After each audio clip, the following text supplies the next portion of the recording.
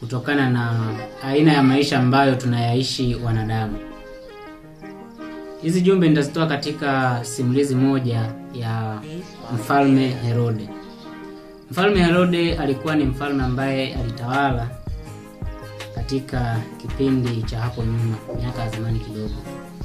Na katika kipindi kile kulikuwa kuna mtu ambaye alikuwa anaitwa Yohana Mbatizaji.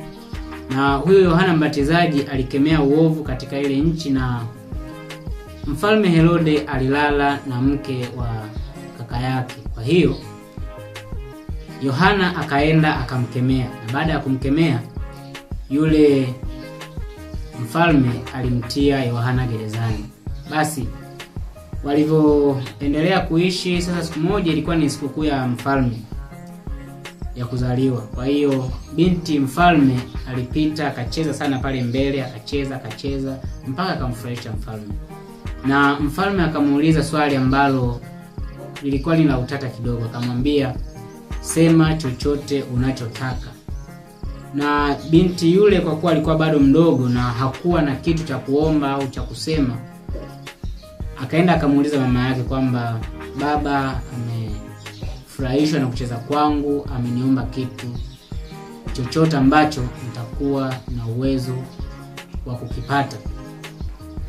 Mama yake akamwambia nenda kaombe kichwa cha Yohana Mbatizaji. Basi kwa kuwa mfalme alikuwa ameshaahidi, hakuwa na namna ya kukataa kwa sababu aliahidi mbele za watu. Kwa hiyo akaamuru askari aende akakata kile kichwa, akapelekewa mama yake. Sasa kutokana na hii story kuna jumbe 8 ambazo natamani tuzifahamu. Ujumbe wa kwanza ni kwamba ukweli una gharama. Katika maisha yako kitu ambacho kina gharama ya hali ya juu ni ukweli. Ndio maana unaambiwa unapousema ukweli, unapomaliza kusema ukweli bora utakimbia.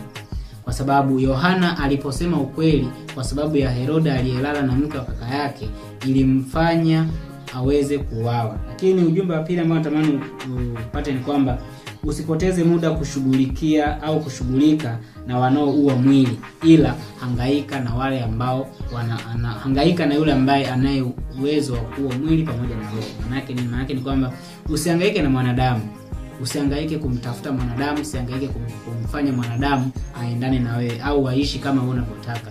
Hangaika kumtafuta Mungu ambaye atakusaidia katika maisha yako. Huo ni ujumbe wa pili. Lakini pia ujumbe wa tatu ni kwamba moja ya kazi ya watumishi wa Mungu ni kusema ukweli na kukemea uovu unaoendelea katika nchi au katika jamii.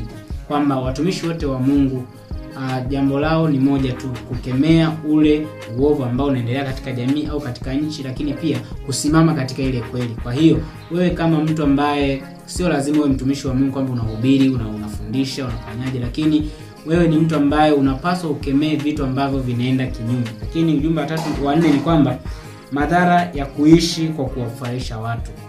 Katika hii story ya huyu mfalme tunaona kwamba yeye alitamani awafurahishe watu ambao walikuwa wamekusanyika katika ile sherehe yake. Yeye alitamani wale watu ambao katika sherehe yake waenjoy, wafurahi, na akaweza kutoa ahadi ambayo iliweza kuleta madhara hapo baadaye. Kwa hiyo kama mwanadamu usiishi kwa kumfurahisha fulani, eti kwamba akiniona labda nimefanya kitu fulani ataenjoy, akiniona nimefanya jambo fulani atanipenda au atanifanyaje. Mwanadamu hata mfanyie nini hawezi kuwa na shukrani. Unaweza kufanya 100 lakini moja tu ambalo ukalifanya vibaya atalikumbuka hilo na hata kumbuka yote ambayo umemfanyia mema. Lakini ujumbe wa 5 ni kwamba tupokee ushauri kwa wazazi wetu.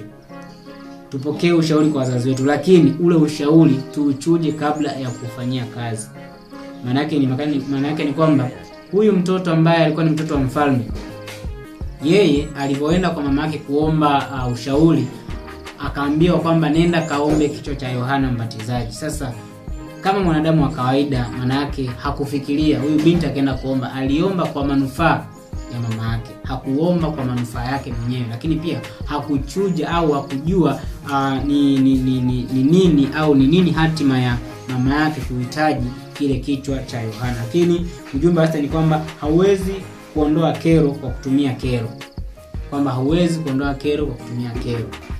Katika maisha ya mwanadamu huwezi kuondoa kero kwa kutatua kutumia kero. Kwa sababu gani? Kwa sababu tunaona mama yake na huyu mtoto au mke wa huyu mfalme pengine hakupendezwa na kile ambacho Yohana alikisema, kwa sababu alilala na kaka yake.